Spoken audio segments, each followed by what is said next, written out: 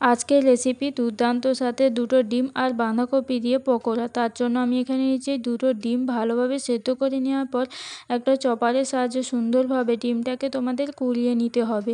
এবার কোরানো হয়ে গেলে আমি এর মধ্যে দিয়ে দেবো কুচনো বাঁধাকপি, তারপর দিয়ে দেবো কুচি করে কেটে রাখা কাঁচা লঙ্কা, তারপর দিয়ে দেবো কুচনো পেঁয়াজ, আদা রসুনের পেস্ট 1 চামচ, রোস্টেড জিরে গুঁড়ো, তারপর দিয়ে দেবো গরম মশলা গুঁড়ো, তারপর দিয়ে দেবো 3 টেবিল চামচ বেসন, তারপর দিয়ে দেবো হলুদ গুঁড়ো, তারপর দিয়ে দেবো লাল লঙ্কার গুঁড়ো, দিয়ে তারপর দিয়ে দেবো স্বাদ মতো লবণ, দিয়ে অল্প করে জল দিয়ে ব্যাটারটাকে তোমাদের মাখিয়ে নিতে হবে। একটুও যেন পাতলা না থাকে, মোটা করে তোমাদের এই ব্যাটারটাকে মাখতে হবে। তারপর কড়াইতে সাদা তেল গরম করে ডুমো ডুমো করে এগুলোকে ভেজে নেব। তেলটা আগে একটু হাই টেম্পারেচারে গরম করে নেবে, তারপর লোতে রেখে হালকা তোমাদের এতে ভাজতে হবে।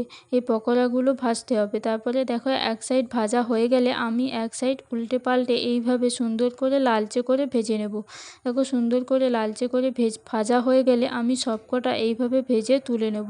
তোমাদের রেসিপিটি কেমন লাগলো অতি অবশ্যই কমেন্ট করে জানাবে, আর ভালো লাগলে লাইক, কমেন্ট এবং শেয়ার করে দিও, আর সাবস্ক্রাইব করো অতি অবশ্যই।